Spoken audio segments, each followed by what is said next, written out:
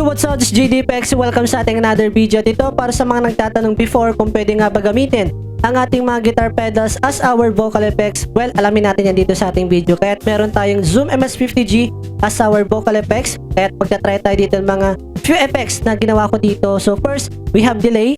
Check, check, check. Mic test, check. Together with stereo chorus, parang Limp Bizkit na to. Ladies and gentlemen, introducing the Chocolate Starfish! O, diba? And then next, we have the harmonizer. Ito, para kang sinasapian or mga exorcism. Ayoko na! Umalis ka na dito! Umalis ka na dito! Ayoko na, masakit! Para akong ewan doon. And then next, we have the bass octave. Check, check, check. Check, check, check. Mic test, test. And then next, we have the bass pitch. Ito medyo mababa na to. Hello, hello.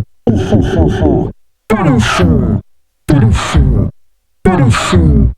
O, diba yun sa Mortal Kombat? And then, next, we have the... Wait, next tayo. We have the slicer effect. Ito, parang mabilis na tremolo effect. Parang ganun siya, okay? So,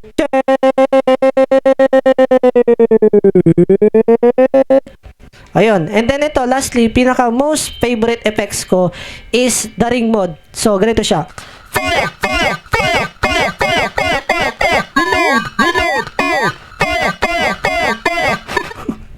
Diba yung sa mga yung mga lumang laruan, diba?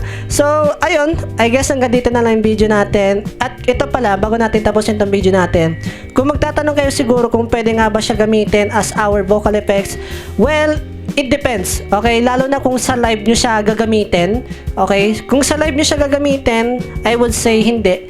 Kasi napaka-risky niyang gamitin kapag guitar pedals to our vocal effects, no? Para lang naman sa akin, kasi ito, kung papakinggan niyo yung boses ko, ito, yung live natin, may ingay na yan. Kasi nga, may noise gate Kapag walang noise gate, grabe yung feedback nito. Okay, sobrang grabe yung feedback niya, grabe yung ingay. Nilagyan ko lang ito ng noise gate kaya parang na-lessen yung yung ingay niya.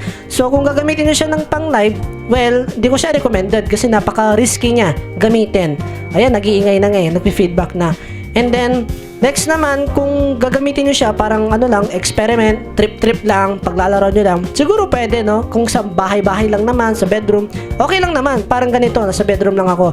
Pero pag sa live, it depends on you kung gusto niyo i-risk o ayaw ninyo, okay?